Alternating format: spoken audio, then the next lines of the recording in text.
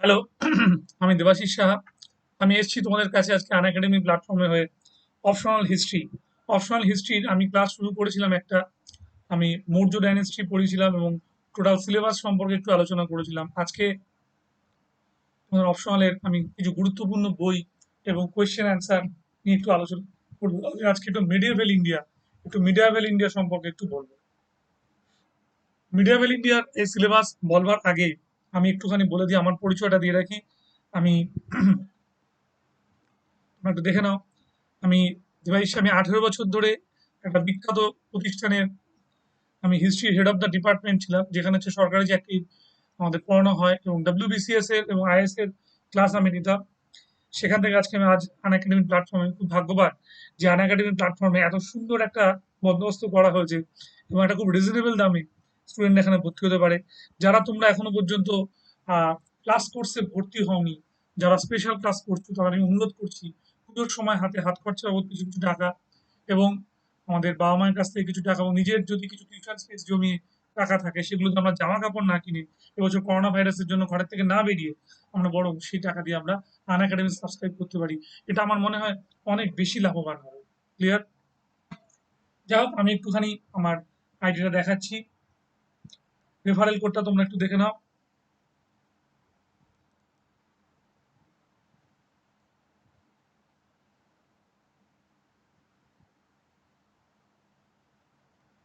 দেখো এখানটাতে দেবাশিস সাহা, দেবাশিস সাহা লেখা আছে। আমার একটা হিস্ট্রির বইও আছে, যেটা অক্টোবরের ফার্স্ট উইকে রিলিজ হচ্ছে। ওইটা সবই হয়ে গেছে, এখন অক্টোবরের ফার্স্ট উইকে রিলিজ হয়ে যাচ্ছে। DSA sir, clear? DSA sir এই নামটা দিয়ে তোমরা কি করবে, তোমার রেফারেল কোডটা দিয়ে ভর্তি হবে এবং এই ভর্তি হলে তোমার 10% তোমার রিবেট পাবে, 10% তোমরা ছাড় পাবে এবং তোমরা আগের ক্লাস দেখার জন্য কিছু প্লাস তোমাদের কয়েন জমবে। এই প্লাস কয়েন প্লাস তোমাদের এই 10% ছাড় দরকার দেখা যাবে। 15% ছাড়েও তোমরা আমাদের এখানে আনএকাডেমি প্ল্যাটফর্মে ভর্তি হতে পারো। একদমই দেরি নয়, খুব চটপট ভর্তি হয়ে যাও। আমি ক্লাস কোর্স অলরেডি শুরু করে দিয়েছি। আমি আইসিডিএস এর ক্লাস শুরু করে দিয়েছি। আমি ডাব্লিউবিসিএস এর মেইন যারা প্রিলিমিনারি পাস করেছো তার জন্য মেনের ক্লাস আমি শুরু করেছি। তোমরা সব ক্লাসগুলি তোমরা দেখতে পাবে, লাইভ রেকর্ডিং দেখতে পাবে এবং করতে পারবে। আর দেরি নয়, তোমরা চটপট ভর্তি হয়ে যাও আনএকাডেমি প্ল্যাটফর্ম। যাই হোক, আমি যেটা বলছিলাম, ফিরে আসি যে আমরা যে কোর্সটা মানে ডব্লিউবিসিএস এর জন্য যে মিডিয়েভেল ইন্ডিয়া সিলেবাসটা আমি একদিন বলেছিলাম, জাস্ট আমি একটু রিক্যাপটা বলি। এই মিডিয়েভেল ইন্ডিয়া সিলেবাসটা অ্যাকচুয়ালি শুরু হচ্ছে আমাদের কোথা থেকে, 1206। যদিও একটুখানি সিলেবাস আমাদের দেওয়া আছে 712 এরই, অ্যারাবিয়ান দ্য সিন্ধ কনকোয়েস্ট। ওটা যদিও আমরা এনশিয়েন্টের সিলেবাসে পড়ে নিই, তবুও আমাদের এই টাচেটা থাকতে হবে। এবং তারপরে সুলতান মাহমুদের ভারত আক্রমণ এবং সুলতান মাহমুদের ভারত আক্রমণের সঙ্গে সঙ্গে আমাদের পড়তে হয় 1206, 1206 সালে আমাদের কি হয়েছিল, আমাদের কুতুবুদ্দিন আইবকের যে স্লেভ ডাইনেস্টি তৈরি হয়েছিল, সেখান থেকে টানা আমাদের পড়তে হয় 1526। ক্লিয়ার? সেখানে আমাদের কুতুবুদ্দিন আইবক, ইলতুৎমিশ, গিয়াসউদ্দিন বলবন, আলাউদ্দিন খলজি, মোহাম্মদ বিন তুগলক, ফিরোজ শাহ তুগলক, ক্লিয়ার? আমাদের খিজির খান, আমাদের কি বলবো, আমাদের লোদি বংশের সিকান্দার লোদি, আমাদের লোদি বংশের ইব্রাহিম লোদি, এই যে জায়গাগুলো আমাদের রয়েছে, সেই জায়গাগুলো আমাদের খুব ভালো করে পড়তে হয় এবং সিলেবাসের কিছু বাছাই করা কোশ্চেন আমাদের সিলেক্ট করে নিতে হয়। যেমন এই সময়টা সুফি মুভমেন্ট এবং ভক্তি মুভমেন্ট খুব ইম্পর্টেন্ট এই জায়গাটা সুলতানি পিরিয়ডটার মধ্যে। এবং ঠিক সেই সময় ইকতা সিস্টেম আমাদের খুব ভালো করে পড়তে হয় এবং ইকতা সিস্টেমের সঙ্গে সঙ্গে আলাউদ্দিন খলজির ইকোনমিক রিফর্মস, আলাউদ্দিন খলজির অ্যাচিভমেন্টস, বা মোহাম্মদ বিন তুগলকের ফেলিওর ওয়ার্ক গুলো, বা ফিরোজ শাহ তুগলকের পাবলিক ওয়ার্ক গুলো, বা in what sense Firoz Shah Tughlaq as known as Akbar of Delhi sultanate, Firoz Shah তুগলককে দিল্লি সুলতানের আকবর বলা যাবে কিনা, কোশ্চেনটা বহুবার এসছে। এই কোশ্চেন গুলো আমাদের খুব ভালো করে তৈরি করতে হয় এবং আমরা কোশ্চেন গুলো পরীক্ষায় কমন পাই এবং আমরা লিখলে খুব ভালো স্কোর করতে পারি। ক্লিয়ার? এরপর আমাদের পড়তে হচ্ছে মোগল ইন্ডিয়া, মোগল যুগ। তাহলে আমাদের বাবর, জহিরুদ্দিন মোহাম্মদ বাবর থেকে শুরু করে আমাদের শুরু হচ্ছে। তারপরে আমাদের হুমায়ুন, আমাদের আকবর, মোগল সম্রাট আকবরের দিনইলাহি সিস্টেম বা তার রিলিজিয়ান অ্যাসপেক্ট, মোগল সম্রাট আকবরের রাজ্য জয়। ক্লিয়ার? মোগল সম্রাট আকবরের রাজ্য জয় ছাড়াও আমাদের খুব ভালো করে পড়তে হয় মোগল সম্রাট আকবরের রাজপুত পলিসি। ক্লিয়ার? বেশ। তারপরে আমাদের পড়তে হয় এখান থেকে তোমার ঔরঙ্গজেবের ডেকান পলিসি। ঔরঙ্গজেবের রাজপুত পলিসি, ঔরঙ্গজেবের রিলিজিয়াস পলিসি, ক্লিয়ার, এবং আমাদের মুঘল সাম্রাজ্যের পতনের জন্য ঔরঙ্গজেবের রেসপন্সিবিলিটি, এগুলো খুব ভালো করে পড়তে হয়। এবং এই প্রসঙ্গে আমি আরেকটু কথা বলে রাখবো যে শুধু ঔরঙ্গজেবের কোশ্চেনই নয়, এখানটায় মোগল যুগের কিছু বেসিক কোশ্চেন আছে। যেমন ধরো জায়গিরদারি, জায়গিরদারি সিস্টেম, বা আমাদের বলতে পারি মনসবদারি সিস্টেম, বা আমরা পড়তে পারি জায়গিরদারি ক্রাইসিস, ক্লিয়ার। তারপরে আমরা অ্যাগ্রেরিয়ান সিস্টেম অফ মুঘল বা অ্যাগ্রেরিয়ান রিভোল্ট, মুঘল যুগের কৃষক বিদ্রোহ, ক্লিয়ার। তারপর যুগে বলছে হচ্ছে মুঘল যুগে আরো ব্যাপার কি রয়েছে, মুঘল যুগে আরেকটা বড় ব্যাপার রয়েছে আমাদের এই জাগিরদারি বানসাবদারি সিস্টেম, বানসাবদারি সিস্টেমের কথাটা আলাদা করে একটু পড়তে হয়। মুঘল যুগের এই সিস্টেমের পরে পরেই আমাদের চলে আসে কোথায়, আমাদের এখানটা থেকে আমি বললাম জাগিরদারি ক্রাইসিস আমি বলেছিলাম। ওই পার্সপেক্টিভে আরো কিছু পড়তে হয়, যেমন রিজিওনাল ভেরিয়েশনটা এই সময়টা শুরু হচ্ছে, যদিও ওটা চলে যায় মডার্ন ইন্ডিয়া। তাহলে এই জায়গাগুলো আমাদের পুরোপুরি সুলতানি মোগলের উপরে আমাদের পড়তে হয়। আমি একটু বলে দিই যে এই সিজনে একটু জিনিস জানতে হবে যে বাংলা ভার্সন এবং ইংলিশ ভার্সন আমরা দুটো ভার্সনই পড়ি, ক্লিয়ার।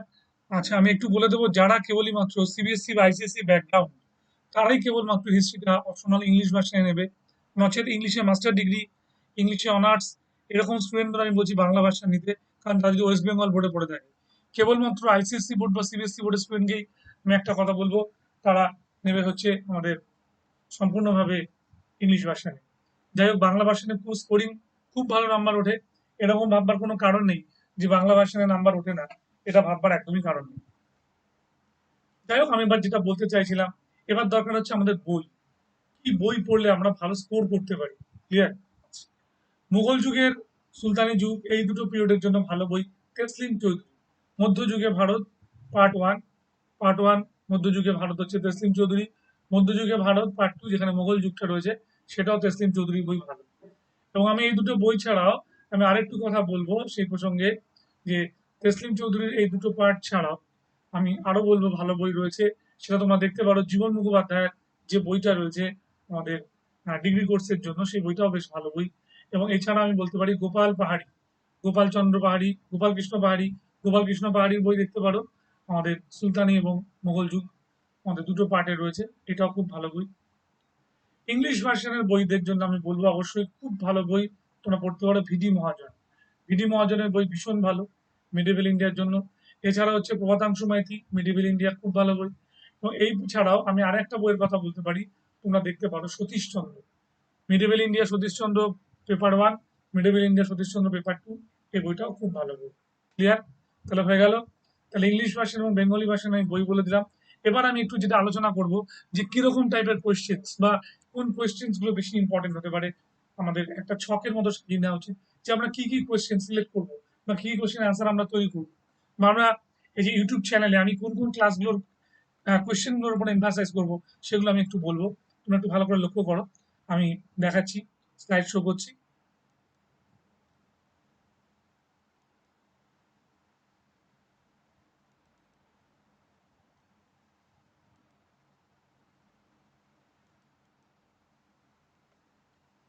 খুব ভালো করে দেখো, major political development in India during 13th and 15th centuries and society, cultural and economic during 13th and 15th century। এই যে টোটাল যে সিলেবাসটা রয়েছে সেখানে কোশ্চেনগুলো বাছা হয়েছে। Evaluate Ziauddin Barani as a historian, আমাদের এখানে হিস্টোরিয়ান ক্রাফটসটা খুব ভালো করে পড়তে হয়, যে জিয়াউদ্দিন বার্নি আমাদের কিরকম হিস্টোরিয়ান ছিলেন তার পুঙ্খানুপুঙ্খ আলোচনা, ক্লিয়ার। প্রিভিয়াস ইয়ার 2013 এবং 2017-এ আমরা এই কোয়েশ্চেনটা দেখেছিলাম যে Ziauddin Barani as a historian কোয়েশ্চেনটা পড়েছিল। 2020-তে যারা মেন দিতে যাচ্ছ, অপশনাল পরীক্ষা দিতে যাচ্ছ, তাদের জন্য কিন্তু জিয়াউদ্দিন বার্নি ভীষণ ভীষণ important question. Next, number 2, answer the economic reforms of Alauddin Khilji with special reference to his market control regulation। এই প্রশ্নটা 2009, 2010 এবং 2017 তিনবার এসছে। Answer the economic reforms of Alauddin Khalji with special reference to his market control regulation. তাহলে আলাউদ্দিন খলজি যে market control সিস্টেমটা কি ছিল তার উপরে এই কোয়েশ্চেনটা খুব ইম্পর্টেন্ট, এটা কিন্তু আমরা ভালো করে তৈরি করব। Next question, Vijayanagar empire has well organised administrative system, discuss that. ঠিক আছে, বিজয়নগর এম্পায়ারটা যে একটা ওয়েল অর্গানাইজ অ্যাডমিনিস্ট্রেটিভ সিস্টেম ছিল সেটা আলোচনা করো। প্রিভিয়াস ইয়ার এসছে 2014, 2017। দেখো 17 কিন্তু মিডিয়ামের উপর প্রচুর কোশ্চেন হয়েছে। 2014 এবং 2017 দ্বারা এই কোশ্চেনটাকেও আমরা কিন্তু ইম্পর্টেন্ট ধরতে পারি। Clear? Next, the evaluate of administrative system under the Delhi sultanate from Iltutmish to Firoz Shah Tughlaq. একদম ইলতুৎমিশ থেকে ফিরোজ শাহ তুগলক পর্যন্ত দিল্লি সুলতানাতের অ্যাডমিনিস্ট্রেটিভ সিস্টেমটা কি চেঞ্জ হয়েছিল সেটাকে ব্রিফ ছোট করে লিখতে হচ্ছে, brief examine the nature and structure of the political administration of Delhi sultan. মানে একদম একদম ইলতুৎমিশ থেকে ফিরোজ শাহ তুগলক পর্যন্ত দিল্লি সুলতানের অ্যাডমিনিস্ট্রেশন যে চেঞ্জ গুলো এসেছিল সেগুলো লিখতে হবে। এটা 2013 এবং 2017 দুটো ইয়ারেই আমাদের এসছে। Next, number 5, explain the causes of failure of Hindus against the early Turkish attack in India. দারুণ প্রশ্ন, 2016 এসেছিল যে কিভাবে হিন্দুরা এই টার্কিশদের আক্রমণে পরাস্ত হয়েছিল। ক্লিয়ার? এই কোশ্চেনটা প্রিভিয়াস ইয়ার 2016 এর ভীষণ ইম্পর্টেন্ট কোশ্চেন। পরের কোশ্চেনে চলে যাই আমি।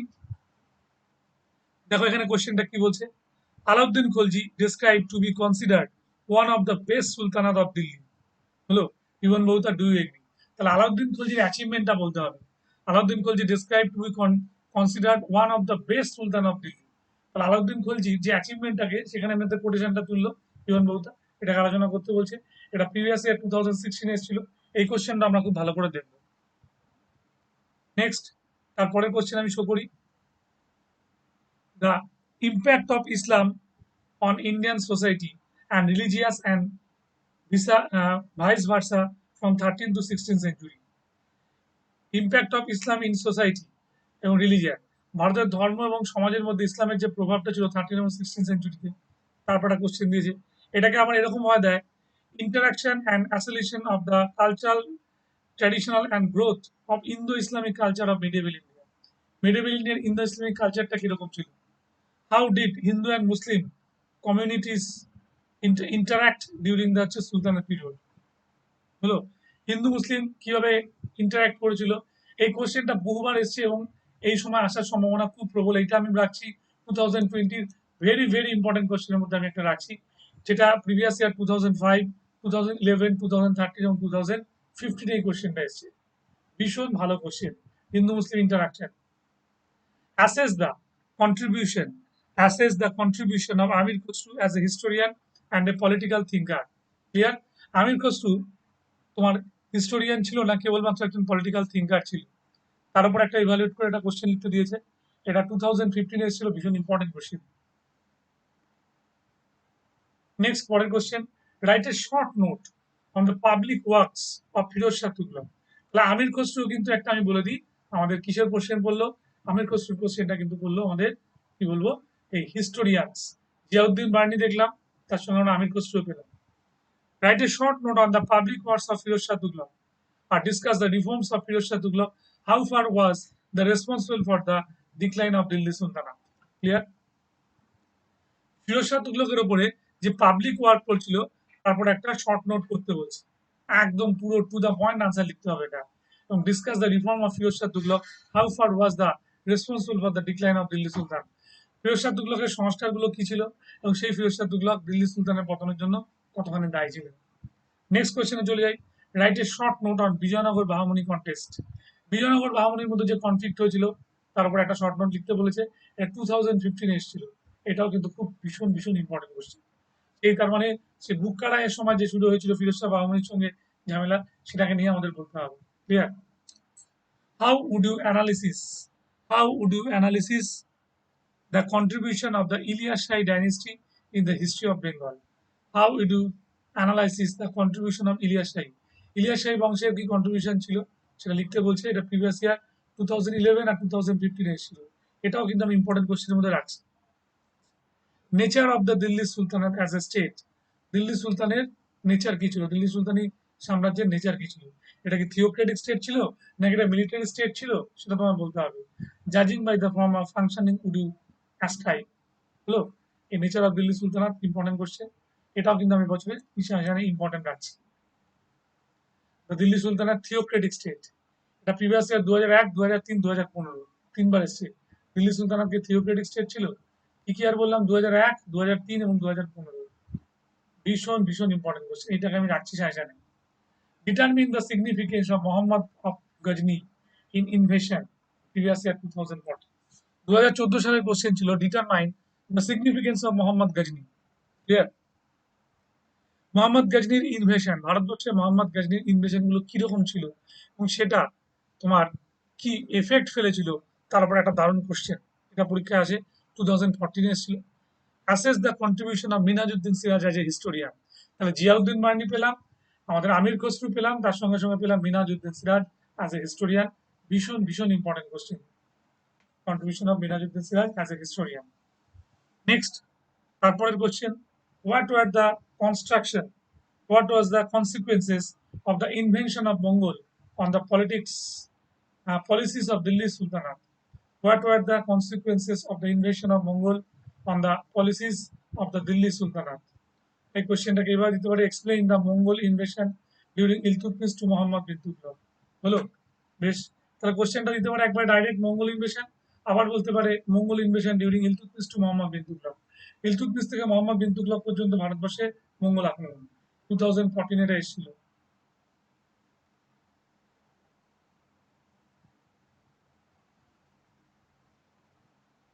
What do you know about Balban's theory of kingship?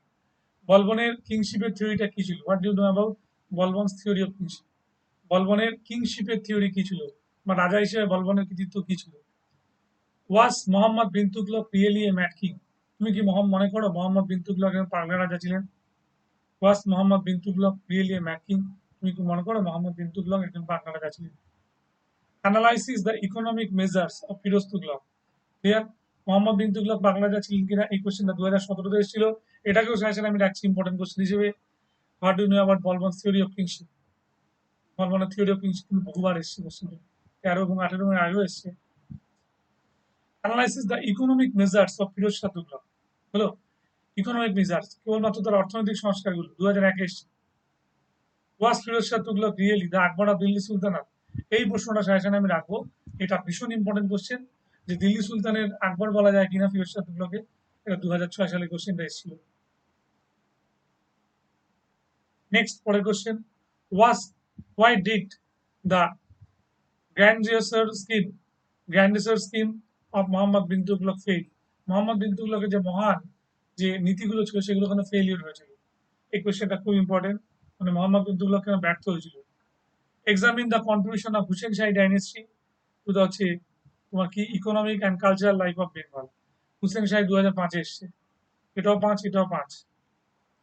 Write an essay, an economic of the Vijayanagar Empire or economic and society of Vijayanagar Empire with the reference to the account of the foreign traveler. Foreign traveler দের অ্যাকাউন্টে বিজয়নগরের economy সম্পর্কে বর্ণনা করতে বলছে 2015 এবং 2018, দুবার এসছে।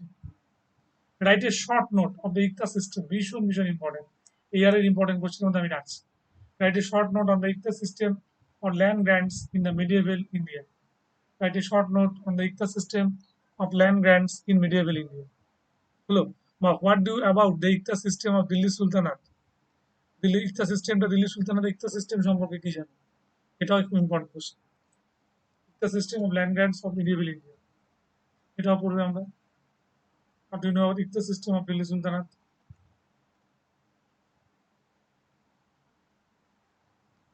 ইকতা সিস্টেমটা কি ছিল? Assess briefly the historical significance of the Bhakti culture movement of India from 14th to 16th century. হলো? ব্রিফলি এটাকে আলোচনা করতে বলছে, ভক্তি কালচার মুভমেন্ট 14 থেকে 16 শতাব্দীতে। হলো? Examine the impact of the bhakti ideology on the religious thought in medieval India 13th থেকে 16th সেঞ্চুরি। হলো? Examine the impact of bhakti ideology, bhakti আইডিওলজিটা কি ইম্প্যাক্ট ফেলেছিল রিলিজিয়াস মুভমেন্টে, এটা খুব ইম্পর্টেন্ট। এটা বা এটা দুটো যে কোনো একটা আসতে পারে, আমি সাজেশনে রাখছি। Clear? Analysis the historical background and principally feature of the bhakti movement. Historical সিগনিফিকেন্সটা বেশি আসে ভক্তি culture. Examine the impact of bhakti ideology, historical background, account for the emergence of Bhakti movement in medieval India. এটাও important question, same question as the historical significance of bhakti movement, ঐতিহাসিক তাৎপর্য কি ছিল? Write a short note on the bhakti movement in the sultanate period. Sultanate পিরিয়ডে ভক্তি মুভমেন্টের কি ভূমিকা ছিল? Important question. How would you explain the significance of bhakti movement in medieval India? Bhakti মুভমেন্টের তাৎপর্য 2004, 2008, 2009, 2012, 2013, 2016, 2018 কতবার কোশ্চেন গুলো এসছে তোমরা খালি একবার দেখে নাও। কোশ্চেনটা কতবার দিয়েছে, কেন ইম্পর্টেন্ট আমি বললাম। 1, 2, 3, 4, 5, 6, 7 7বার এসছে হলো। 4, 8, 9, 12, 13, 16, 18 এটাকে এবছর ইম্পর্টেন্ট রাখছি। Discuss the background and the influence of the Sufi movement in India. Sufi মুভমেন্টটা খুব পরীক্ষায় দেয়, কিভাবে এর একটা পড়েছিল background. Discuss the impact of the Sufi movement on Indian society and culture. Society and কালচারে সুফি মুভমেন্টে কিভাবে একটা ইম্প্যাক্ট হয়েছিল। ক্লিয়ার? ইনফ্লুয়েন্সটা একই কোশ্চেন 2010 আর 2018 এসেছিল।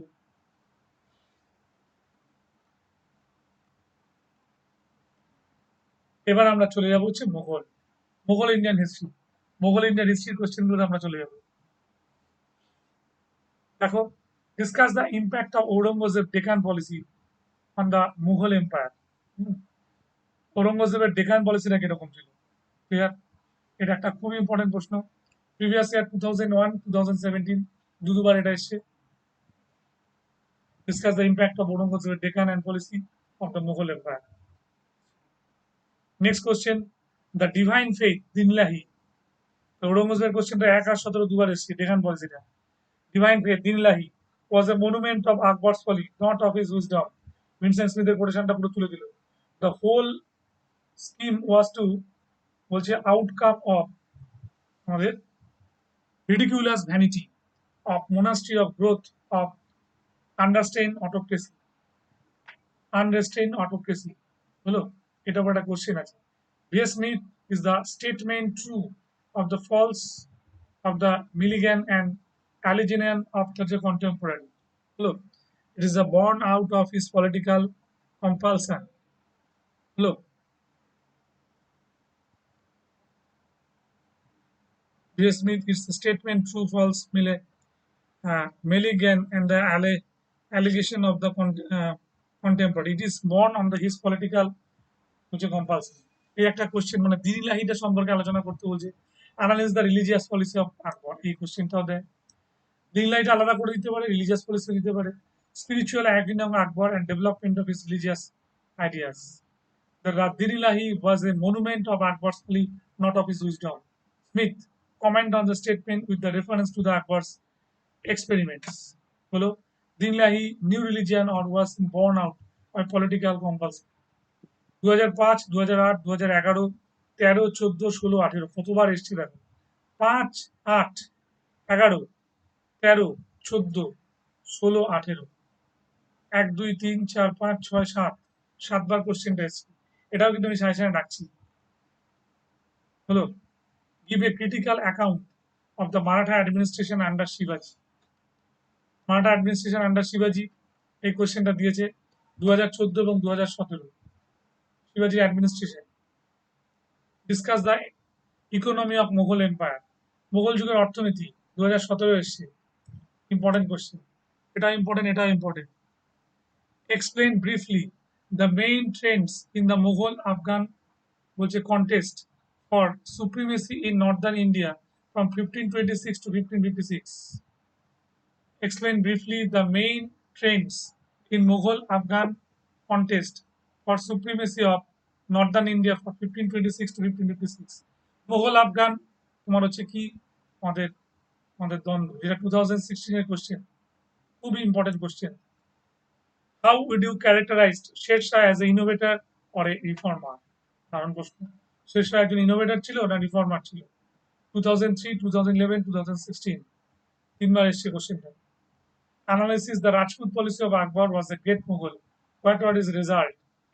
Rajput policy of Akbar. How did the Rajput policy of Mughal empire evaluate till end of the Aurangzeb reign? মানে বাবর থেকে ঔরঙ্গজেব পর্যন্ত আলোচনা করতে হবে। To what extent was the Akbar Rajput policy বলছে dictated by বলছে political expediency? এটা একটা important question. 2003, 2012, 2016। Describe that art and architecture and culture under the Mughal. Write a note on Mughal painting. Clear? Write a note on Mughal painting. Previous year 2016, 2018 দুটো বছর এটা এসেছিল হলো next write a short note on the peasants revolt during the Mughal rule in India clear Mughal পিরিয়ডের সময় peasant revolt 2015 এসেছিল describe the art and architecture এই কোশ্চেনটা যেমন ভাবে বললাম under the Mughal write a note on Mughal painting এটা যেমন 2016-18 ইম্পর্টেন্ট কোশ্চেন ঠিক একই রকম ভাবে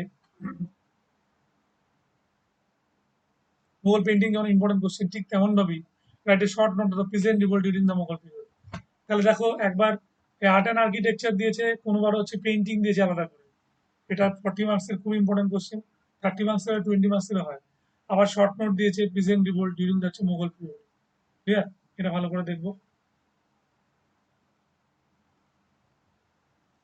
analysis the religious policy of Aurangzeb ঠিক আছে রিলিজিয়াস পলিসি অফ ঔরঙ্গজেবের ধর্মীয় মানে পলিসিটা এটা 2015 সালে এসেছিল খুবই important religious policy of Aurangzeb how did Mughal Maratha conflict religious policy of ঔরঙ্গজেবটা সাজেশনের মধ্যে রাখতে পারো এটা ইম্পর্টেন্ট আসতে পারে এবছরে বলছে how did the Mughal Maratha conflict during the 17th and early 18th century affected the Mughal imperial fortune হলো কিভাবে মুঘল মারাঠা কনফ্লিক্ট হলো এবং সেটা 17th এবং 18th সেঞ্চুরিতে কি প্রভাব বিস্তার করলো এটা কিন্তু একটা ইম্পর্টেন্ট কোশ্চেন ক্লিয়ার এটা 2015 এসছে বেশ তারপর একটা কোশ্চেনে যাই describe the 18th century debate ভীষণ ভীষণ ইম্পর্টেন্ট 2015তে কোশ্চেনটা এসেছিল এটা 2020-র জন্য important question describe the 18th century debate মানে মুঘল সম্রাট ঔরঙ্গজেবের মৃত্যুর পর আস্তে আস্তে মুঘল সাম্রাজ্যের ভাঙন হলো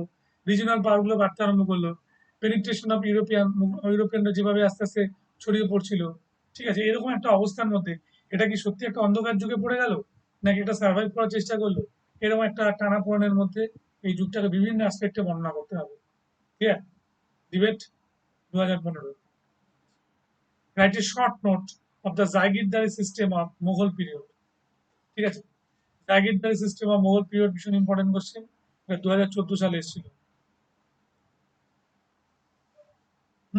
এই কোশ্চেনটা আমরা খুব ভালো করে দেখবো jagirdari system of Mughal period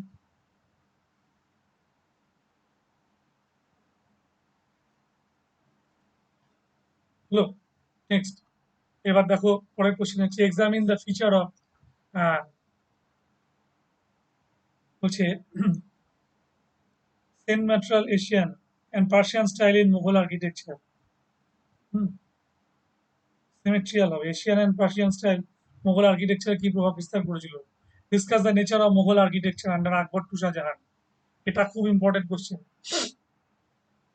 জাগিরদারি system Mughal period যেমন একটা ইম্পর্টেন্ট কোশ্চেন ঠিক এরকম এই কোশ্চেনটা খুব important the Persian style in the Mughal architecture হলো বেশ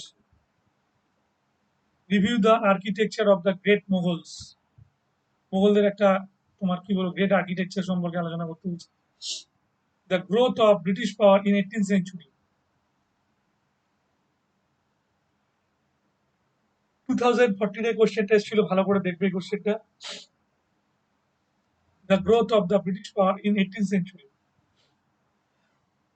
দেখবে এটা the crisis in the Mughal economy 2014 সালে এসেছিল the crisis of the Mughal economy in 18th century previous year 2014 এটা এসেছিল the crisis the Mughal economy in 18th century 2014 সালে এসেছিল discuss the major feature of the mansabdari system of Akbar ঠিক আছে discuss the major feature of the mansabdari system of Akbar clear mansabdari system আকবরের মনসবদারি সিস্টেমের main feature গুলো কি ছিল what changes were introduced in the system under Akbar successors হলো মনসবদারি সিস্টেমটা আকবরের সময় এর বৈশিষ্ট্য কি ছিল এবং বলছে what changes introduce this system under Akbar successor আকবরের উত্তরাধিকারীরা সময়ের কি পরিবর্তন হয়েছিল 2013-2018 এটাও কিন্তু একটা খুব ইম্পর্টেন্ট কোশ্চেন হলো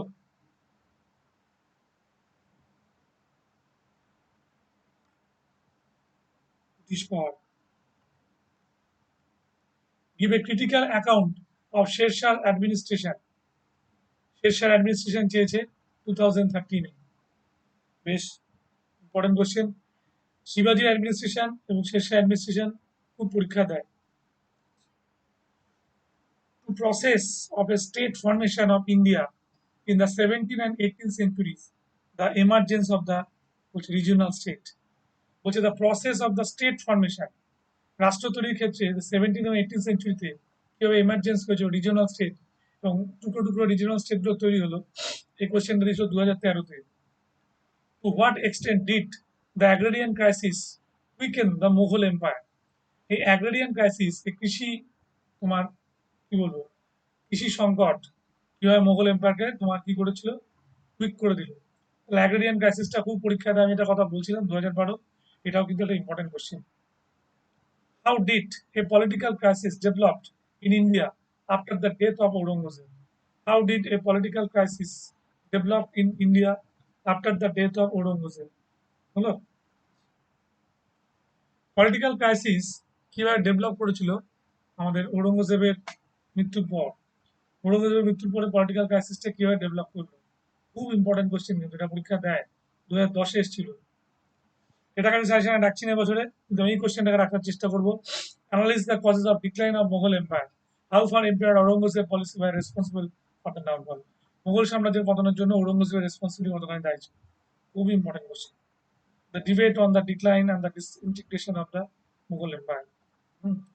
এই ডিবেটটা মুঘল সাম্রাজ্যের পতনের ডিবেট 2009-2018 ছিল। What was the ideology behind Shivaji's attempt to build up a regional kingdom? শিবাজি কি করে একটা রিজিওনাল কিংডম তৈরি করলো, সেই ব্যাপারটা সেই কোশ্চেনটা দিল 2008। How did Akbar consolidate the foundation of the Mughal empire? 2007-এ একবার এসেছিল। How did Akbar consolidate the foundation of the Mughal empire? আকবরকে কিভাবে বলতে পারি যে মুঘল ফাউন্ডেশনের এম্পায়ার হিসেবে তার কৃতিত্বটা কি ছিল? Foundation of the Mughal empire. Account for the relative stability. Account for the relative stability in Bengal in the early part of the 18th century. Account for the relative stability in Bengal in the early part of the 18th century. দারুণ প্রশ্ন। হলো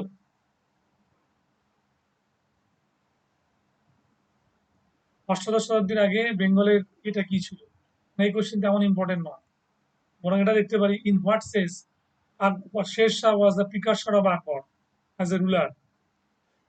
এই কোশ্চেনটাকে সাজেশনে আমি রাখবো। শের শাহকে কিভাবে প্রিকারসর of আকবর বলা যায়, তাহলে শের শাহকে আকবরের অগ্রদূত বলা যায়, কিভাবে কোশ্চেনটা দিতে পারে।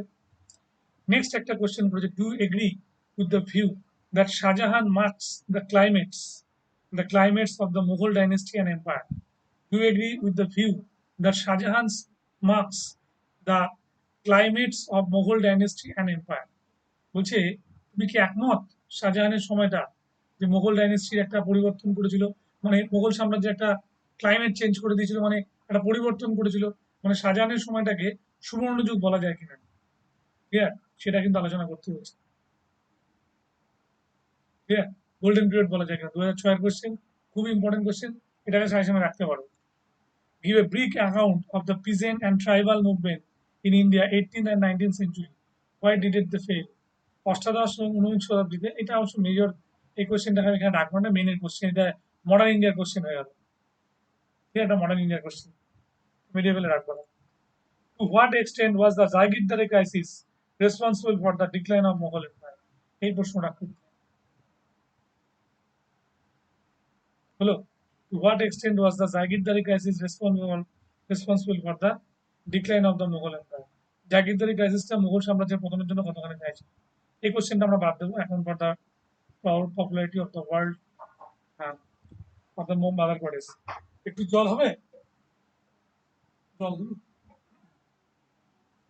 এখন for the popularity of the worship of the mother goddess in the early medieval Bengal. দেখো এই কোশ্চেনগুলো ভীষণ ভীষণ ইম্পর্টেন্ট, আমি এগুলো আলোচনা করলাম, তোমার সাজেশনে সাজিয়ে দিতে পারো।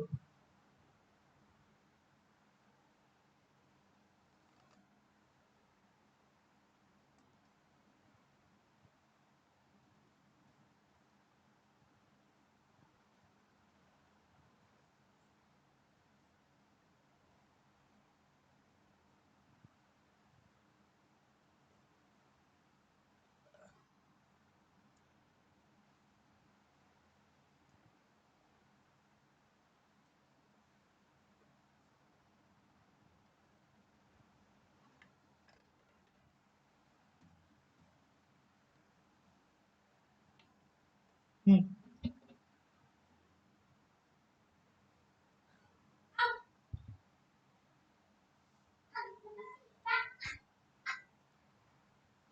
তাহলে আমরা কোয়েশ্চেন গুলো দেখলাম, সবে আলোচনা করলাম এখানে কোয়েশ্চেন গুলো। এবার একটা আনসার কিভাবে আমরা ভালো করে তৈরি করতে পারি সেটা আমি একটু আলোচনা করবো। ক্লিয়ার?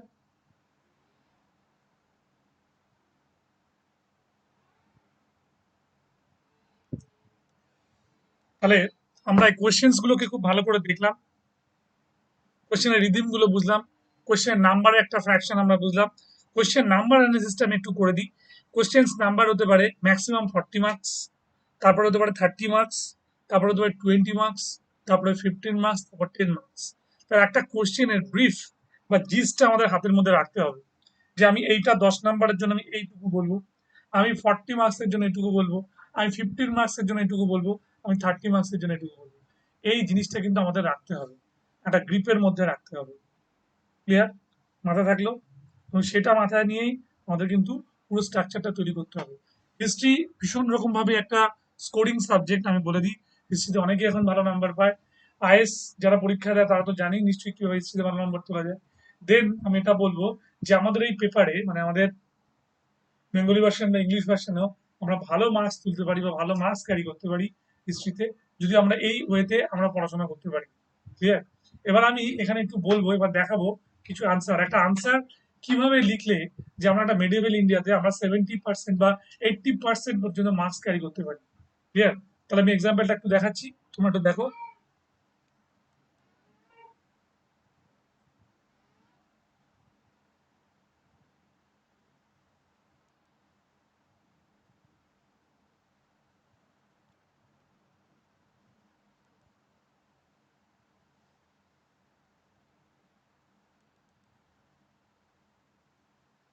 প্রিন্ট কোন একটা প্রশ্ন দেখেন কি বলছে, do you think that it was the welfare of the people and not the military necessity that promoted Alauddin Khilji to introduce his market control policy, but answer the economic reforms of Alauddin Khilji with special reference to his market control regulations. Clear? এই কোশ্চেন্সটা আমরা একটু ভালো করে নজর করি। Clear? Alauddin খলজির এই questions answer করতে গেলে আমাদের যেটা খুব ভালো করে খেয়াল করতে হবে, এর রিদমটা মানে স্ট্রাকচারাল জায়গাটা খুব ভালো করে ধরতে হবে। ক্লিয়ার? কিরকম একটু ভালো করে বোঝাই, সেটা বলছি যে আলাউদ্দিন খলজি মানে তার যে অর্থনৈতিক সংস্কারটা করেছিল, কেন করেছিল, কি কারণ ছিল, কিসের উপর বেস করে আলাউদ্দিন খলজি তার ইকোনমিক রিফর্মসটা করেছিল, এটা আলোচনা করতে গেলে তোমাদের আমাকে জানতে হবে, মূল ঘটনাটা খুব ভালো করে একটু জানতে হবে। অ্যাকচুয়ালি আলাউদ্দিন খলজির সময় মনে রাখবে সবচেয়ে বেশি মঙ্গল আক্রমণ হয়েছিল। এক।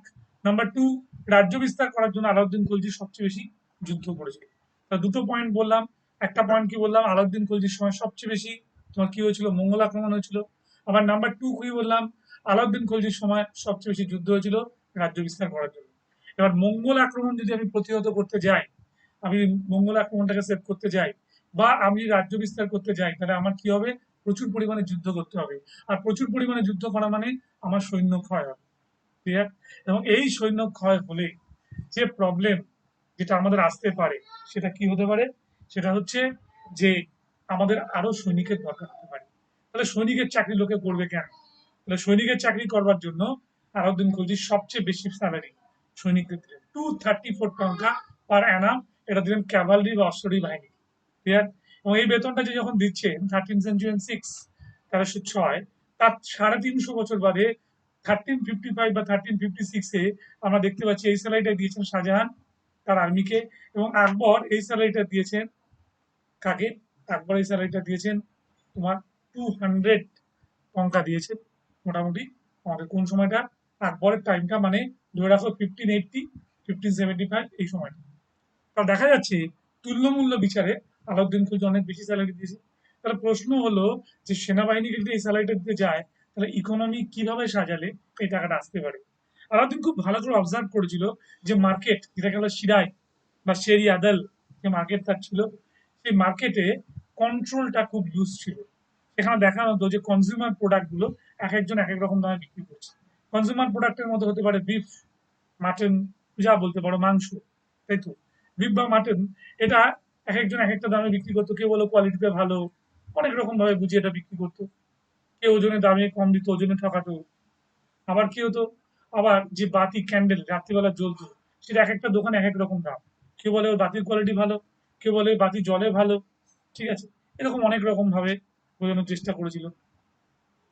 আলাউদ্দিন খলজি এই মার্কেটটাকে সার্ভে করেন এবং শেরি আদল বলে একটা মার্কেট সৃষ্টি করেন, এবং শাহানি মান্ডি এই বাজারের উপরে তিনি কি করেন, একজন শাহানি মান্ডি আমাদের একজন পদ সৃষ্টি করেন, এবং দিওয়ানি মুস্তাক রাজ বলে একজন মার্কেট কন্ট্রোলার উনি সৃষ্টি করেন।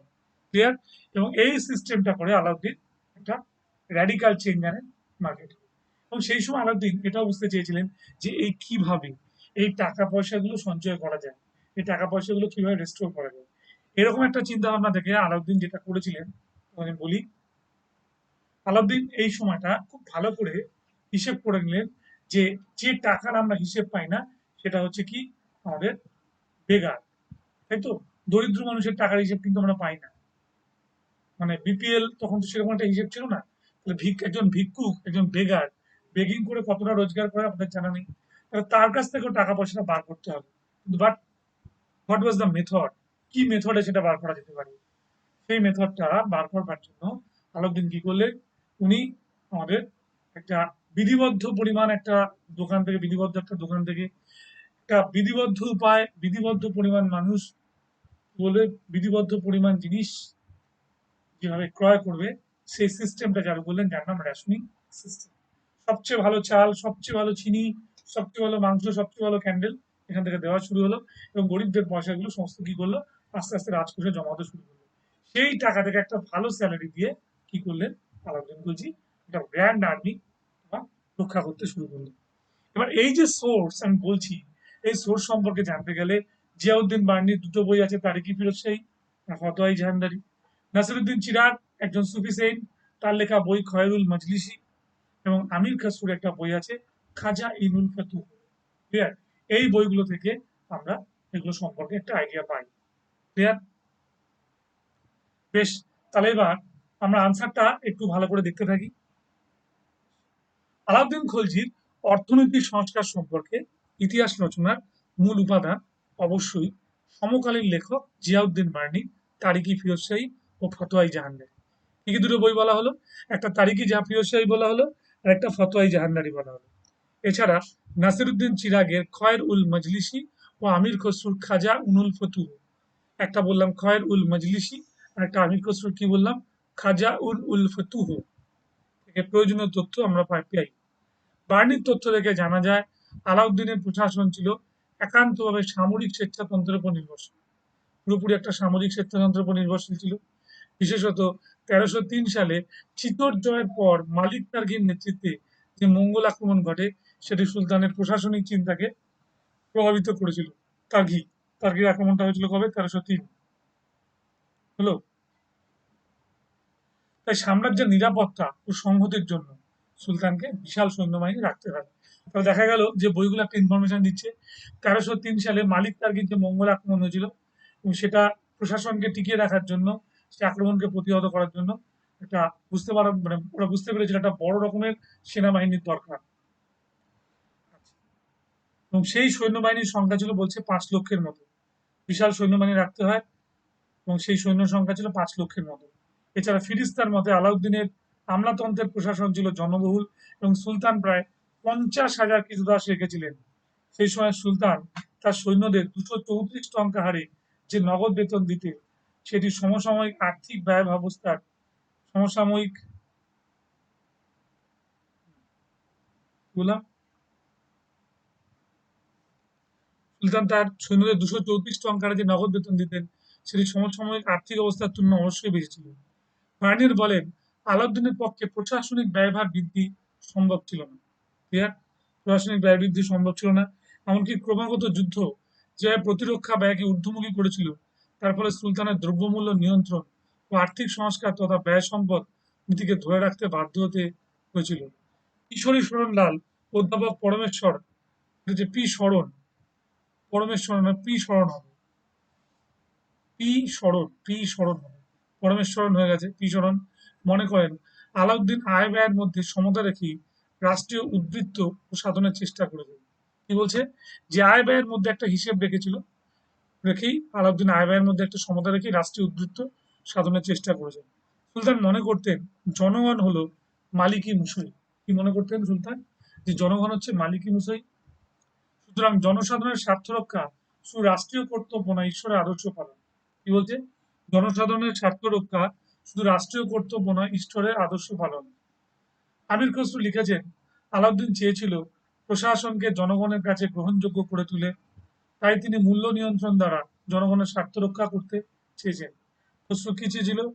প্রশাসনকে জনগণের কাছে গ্রহণযোগ্য করে তুলে তা তিনি মূল্য নিয়ন্ত্রণের দ্বারা জনগণের স্বার্থ রক্ষা করতেন। অধ্যাপক নিজামী বলেন, অর্থনৈতিক সংস্কারটির পেছনে সামরিক স্বার্থ ছিল, তবে ভূমি সংস্কার, রাজস্ব ব্যবস্থা ও বাজারের নিয়ন্ত্রণের মাধ্যমে অবশ্যই জনগণ সুবিধা পেয়েছিল। কি বললাম? অধ্যাপক নিজামী বলছে, অর্থনৈতিক সংস্কারের পেছনে সামরিক স্বার্থ ছিল, তবে ভূমি সংস্কার, রাজস্ব ব্যবস্থা ও বাজারের নিয়ন্ত্রণের মাধ্যমে অবশ্যই জনগণ সুবিধা পেয়েছিল। অধ্যাপক কে এস লাল সুফি লেখকদের ব্যাখ্যাকে গ্রহণ করেননি। অধ্যাপক কে এস লাল সুফি লেখকদের ব্যাখ্যাকে গ্রহণ করেননি, কারণ এই রচনা আলাউদ্দিনের মৃত্যুর প্রায় 50 বছর পর রচিত হয়। কারণ এই রচনা হচ্ছে আলাউদ্দিনের মৃত্যুর 50 বছর পর রচিত হয়। বুঝতেই পারছো? তো অনেকটা সময় পরে।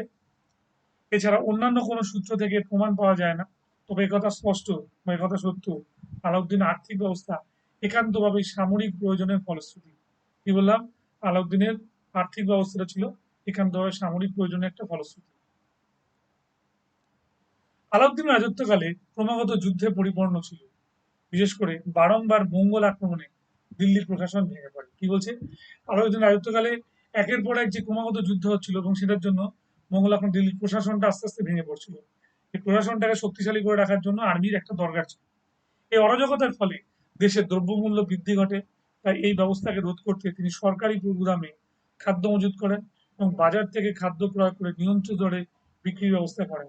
অধ্যাপক কে এস লাল বলেন, প্রশাসনিক নিয়ন্ত্রণের দ্বারা আলাউদ্দিন ব্যবসাকে নিয়ন্ত্রণ করেছিলেন। ক্লিয়ার? প্রশাসনিক নিয়ন্ত্রণের দ্বারা আলাউদ্দিন ব্যবসাকে নিয়ন্ত্রণ করেছিলেন। সারা ভারতে না হলেও দিল্লি নগরীর মূল্যস্তরকে ধরে রাখতে তিনি সক্ষম হন। ক্লিয়ার?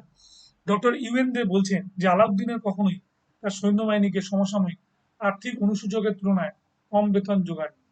কারণ 16 শতকে স্বয়ং আকবর 240 টাকা ও শাহজাহান 200 টাকা। ঠিক ঠিক টাকা গেল।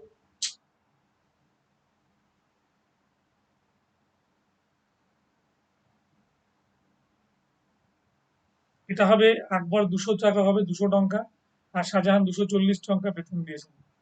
হলো? মানে নিজে বলেছেন ফিরোজ তুগলকের আমলে খাদ্যদ্রব্য, এটা হবে উল্টো হয়ে গেছে। আকবর হবে 200 টঙ্কা, শাহজাহান হবে 240 টঙ্কা। একটু অদল বদল হয়ে গেছে, ঠিক করে নিতে হবে। মানে নিজে বলেছেন ফিরোজ তুগলকের আমলে খাদ্যদ্রব্য মূল্য যা ছিল আলাউদ্দিনের সময় তাই ছিল। এই কারণে উৎপাদনের সঙ্গে সঙ্গতি রেখেই তিনি এই মূল্যমান 234 টঙ্কা ধার্য করেছিলেন। ডক্টর নিজামীর মতে সামরিক প্রয়োজন ও মুদ্রাস্ফীতিজনিত মূল্যবৃদ্ধি রোধের জন্য আলাউদ্দিন উৎপাদন মূল্যের সাথে সঙ্গতি রেখেই মূল্য নিয়ন্ত্রণ নীতি চালু করেছিলেন। কি বলছে নিজামের মতে? সামরিক প্রয়োজন ও মুদ্রানীতি জনিত মূল্যবৃদ্ধি রোধের মূল রোধের জন্য আলাউদ্দিন উৎপাদনের মূল্যের সাথে সঙ্গতি রেখেই মূল্য নিয়ন্ত্রণ নীতি চালু করেছিলেন। আলাউদ্দিন প্রথমে দ্রব্যমূল্য তালিকা স্থির করেন। ক্লিয়ার? আলাউদ্দিন প্রথমে দ্রব্যমূল্য তালিকা স্থির করেন, তবে খাদ্যশস্য ও বস্ত্রাদির মূল্য স্থির করা হয়নি। কোনো প্রকার নিত্য প্রয়োজনীয় দ্রব্য ব্যবহারে ঘাটতি দেওয়া চলত না। এমনকি খুচরো ব্যবসায়ীরা মূল্য তালিকা দোকানে টাঙিয়ে রাখতেন এবং সেই সময় দ্রব্য নির্দিষ্ট দামে বিক্রি হতো। বিক্রি করা ছিল বাধ্যতামূলক। হলো? এটা বাজার হবে, বেজার হয়ে গেছে। বাজার ব্যবস্থার প্রধান ছিলেন সাহানি মান্ডি। সাধারণ বাজারে তিনি মালিক কাপুরকে বসান। তিনি মূল্য নিয়ন্ত্রণকে দৃঢ় ভিত্তির উপর প্রতিষ্ঠা করেছিলেন। কি বললো? মূল্য নিয়ন্ত্রণকে দৃঢ় ভিত্তির উপর প্রতিষ্ঠা করেছিলেন। লর্ডে আলাউদ্দিনের মূল্য নিয়ন্ত্রণকে 4টি কারণ নিয়েছেন। কি কি? একটা হচ্ছে কঠোর ব্যবস্থা। 4টে নিয়ন্ত্রণ নিলে একটা বললাম কি? কঠোর ব্যবস্থা। নাম্বার 2, শুল্ক নিয়ন্ত্রণের ক্ষেত্রে সাম্য ও অনুশাসনের প্রয়োগ। নেক্সট নাম্বার 3, জনগণের হাত থেকে সমস্ত টাকা নিঃশেষিত করা। ওই যে বললাম, টাকা সঞ্চয় হয়ে গেলে সেটা রাজকোষে জমা পড়ে না, সেই টাকাটা বার করে নেওয়া। কি কি হলো? একটা হচ্ছে কঠোর ব্যবস্থা, 2 শুল্ক নিয়ন্ত্রণের ক্ষেত্রে সাম্য অনুশাসনের প্রয়োগ। 3 নম্বর, জনগণের হাত থেকে সমস্ত টাকা নিষ্কাশিত করা। নম্বর 4, আলাউদ্দিন আমলাতন্ত্রের বিশেষ প্রয়াস ও প্রশাসনিক নিয়মানুবর্তিত। লেনপুলের মতে আলাউদ্দিনের মূল্য নিয়ন্ত্রণ 1 যুগ ধরে চালু ছিল। এই পন্থা আলাউদ্দিনের মূল্য নিয়ন্ত্রণ করেছেন, সেই প্রভাব ব্যবসায়ী শ্রেণী ইষ্টচিত্তে নেয়নি। ইষ্টচিত্তে হবে, ইষ্টচিত্তে নেয়নি। অধ্যাপক কে.এস. লাল বলেন, আলাউদ্দিন বণিক শ্রেণীর সৎ সদিচ্ছা ও জনগণের সহযোগিতাকে মূল্য দেন। তিনি শক্তি প্রয়োগের দ্বারা সমস্ত ব্যবস্থাটিকে বলবৎ করেছিলেন। এর ফলে একটি কৃত্রিম অর্থনীতি এই ব্যবস্থার সৃষ্টি করেছিল। কি বলল?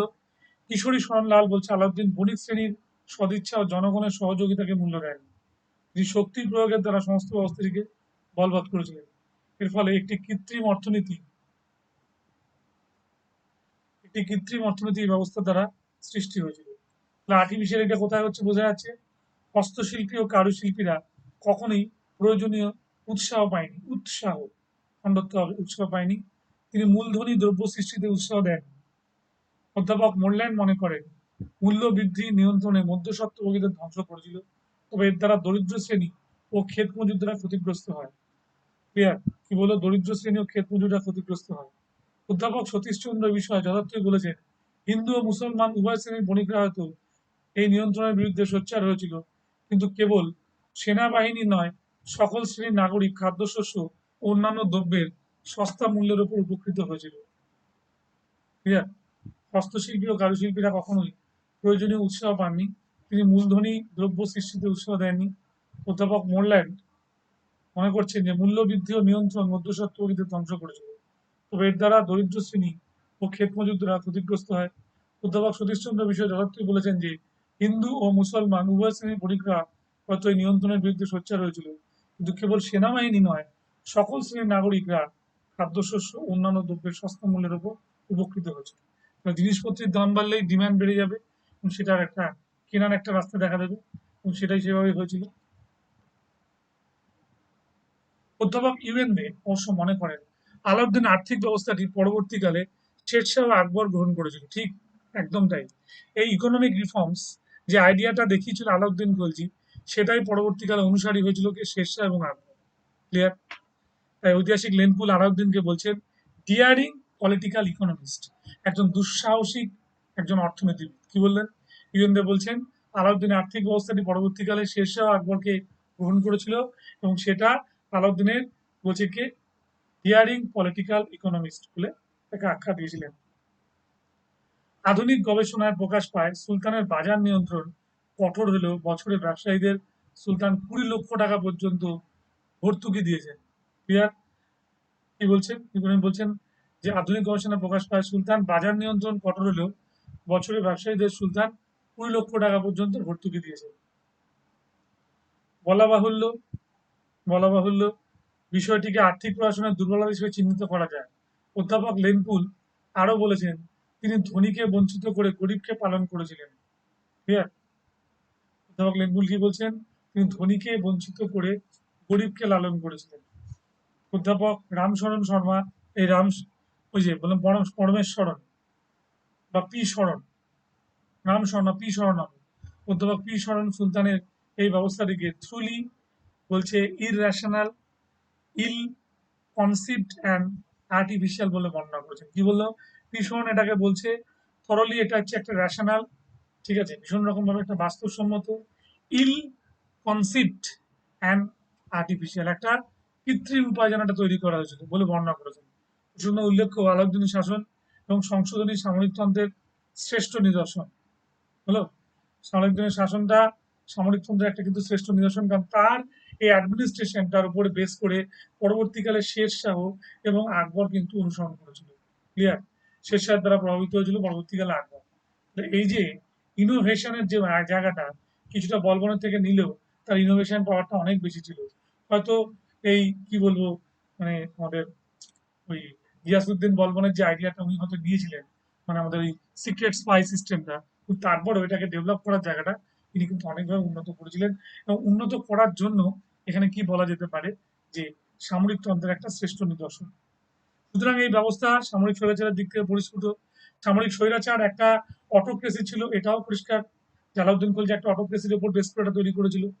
তো আলাউদ্দিন সর্বপ্রথম বিপদী কিন্তু ভারতীয় পটভূমিতে মূল্যবান নিয়ন্ত্রণ ও জনজীবনে তার প্রভাব সম্পর্কে প্রশাসনের একটি দায়িত্ব আছে বলে প্রমাণ করেছে।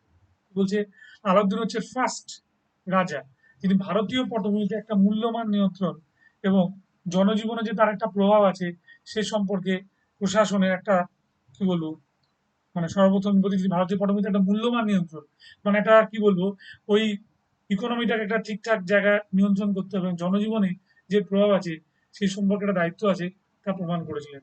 ডক্টর বেনারসি প্রসাদ সাক্সেনা যথার্থই লিখেছেন the economic regulations of Alauddin are the greatest administrative achievement of the sultanate period. হলো ডক্টর বেনারসি প্রসাদ সাক্সেনা যথার্থই বলছেন the economic regulation of Alauddin are the greatest administrative achievement of the sultanate period. এটা ছিল একটা greatest administrative achievement of sultanate period. Clear? এটা ভালো করে মনে রাখবে এবং সেটা কতখানি এবং কিভাবে সফল হয়েছিল সেটা আমরা দেখলাম। তাহলে প্রশ্নটাকে আমরা আরেকবার একটু হাইলাইট করে নিই।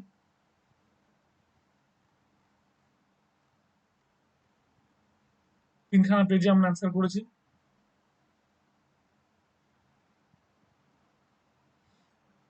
কি কি বই থেকে আমরা সোর্সটা পাচ্ছি? তারিকি ফিরোজ শাহী, ফতোয়াই জাহানদারি, দুটো বই হচ্ছে জিয়াউদ্দিন বার্নির। নাসিরুদ্দিন চিরাগের হচ্ছে খয়রুল মজলিসি, আমির খসরুর খাজাইনুল ফতুহ। ক্লিয়ার? জিয়াউদ্দিন বার্নির তারিকি ফিরোজ শাহী, ফতোয়াই জাহানদারি, নাসিরুদ্দিন চিরাগের শুধু খয়রুল মজলিসি, আমির খসরুর খাজাইনুল ফতুহ। প্রয়োজনীয় তথ্য আমরা পাচ্ছি এবং এখানে যেটা আমরা বলছি সেটা হলো যে সুলতানের আমাদের সাম্রাজ্যের নিরাপত্তা সংহতির জন্য সুলতানকে বিশাল সৈন্যবাহিনী রাখতে হয়েছিল এবং এছাড়া আলাউদ্দিন আমলাতন্ত্রের প্রশাসন জনবহুল এবং সুলতান প্রায় 50,000 ক্রীতদাস রেখেছিলেন এবং 5 লক্ষ সৈন্য ছিল, তাই তো? 5 লক্ষের মতো সৈন্য। এটাকে রাখবার জন্য সুলতানকে এই কাজটা করতে হয়েছিল। হলো মালিকি মুশাই, জনসাধারণ স্বার্থ রক্ষা শুধু রাষ্ট্র করতে মনে হয় ঈশ্বর আদর্শ পালন। কি হয়েছিল এর পেছনে? সামরিক স্বার্থ ছিল, তো ভূমি সংস্কার, রাজস্ব ব্যবস্থা এবং বাজার নিয়ন্ত্রণের ব্যাপারটা বলতে হবে। কি বলছেন কেস লাল? এই লালের এই মন্তব্যটা করতে হবে। প্রশাসনিক নিয়ন্ত্রণের দ্বারা আলাউদ্দিন ব্যবসাকে নিয়ন্ত্রণ করেছিলেন, সারা ভারতে না হলেও তিনি দিল্লি নগরীর করতে সক্ষম হন। আলাউদ্দিন কখনো সৈন্যবাহিনীকে সমসাময়িক আর্থিক অনুসুযোগের তুলনায় কম বেতন জোগান। এটা মনে উল্টো হয়ে গেছে। আকবরের আমলে হবে 200 টঙ্কা, শাহজাহান হবে 240 টঙ্কা, ঠিক করে দেবে। আর এই যে দৃঢ় ভিত্তির উপর যে 4টি নিয়ম ছিল, 4টি নিয়মের কথা বলতে হবে। জিয়াউদ্দিন বলে যেটা বলেছিল, একটা হচ্ছে কঠোর ব্যবস্থা, একটা শুল্ক ও নিয়ন্ত্রণের ক্ষেত্রে সাম্য অনুশাসন প্রয়োগ, জনগণের হাত থেকে সমস্ত টাকা নিষ্কাশিত করা, আলাউদ্দিনের আমলাতন্ত্রের বিশেষ প্রয়াস ও প্রশাসনিক নিয়মানুবর্তিতা এবং আলাউদ্দিনের এই মূল্য নিয়ন্ত্রণ 1 যুগ ধরে চালু ছিল। ক্লিয়ার? তারপর হচ্ছে এই যে লাস্টেরটা, বীরেন্দ্র অবশ্য মনে করেন আলাউদ্দিনের আর্থিক ব্যবস্থাটি পরবর্তীকালে শেরশাহ আকবর গ্রহণ করেছিল। ক্লিয়ার? পুরো এই জায়গাটা হাইলাইট করে দিলাম। হলো আলাউদ্দিনের আর্থিক ব্যবস্থাটি পরবর্তীকালে শেরশাহ আকবর গ্রহণ করেছিল এবং ঐতিহাসিক লেনপুল বলছেন আলাউদ্দিন ডিয়ারিং পলিটিক্যাল ইকোনমিস্ট হলো এবং thoroughly irrational, ill conceived and artificial.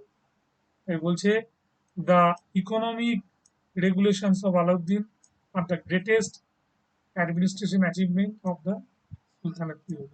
এই কথাটাকে কিন্তু রাখতে হবে। ক্লিয়ার? এই হলো বেস।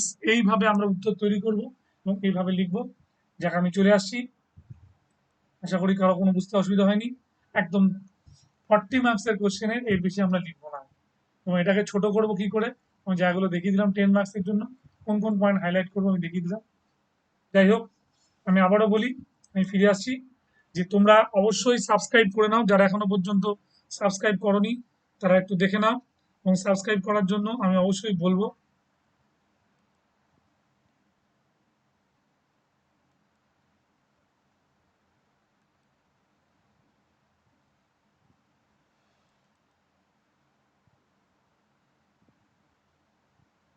তোমরা দেখে নাও।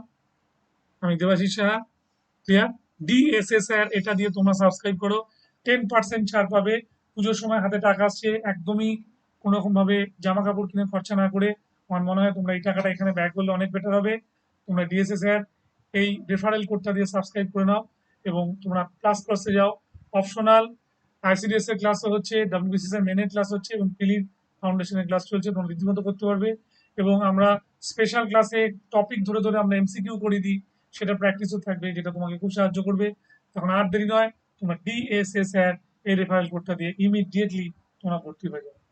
যাই হোক, আমি এই প্রসঙ্গে লাস্ট একটু বলে রাখি, আমি আবার অপশনালে ক্লাস নিয়ে আসবো এবং আমি যেভাবে চলছি আমাদের ইন্ডিয়ান ন্যাশনাল মুভমেন্টে একটা ধারাবাহিকভাবে ক্লাস করাচ্ছি, সেটা আমি কন্টিনিউ করব। আমি আশা করব তোমরা সবাই সাবস্ক্রাইব করবে। তাহলে আর দেরি নয়, ডিএসএসআর রেফারেল কোড দিয়ে তোমরা সাবস্ক্রাইব করে নিও। ওকে, চললাম। ক্লাস আমরা আবার দেখা হবে নেক্সট।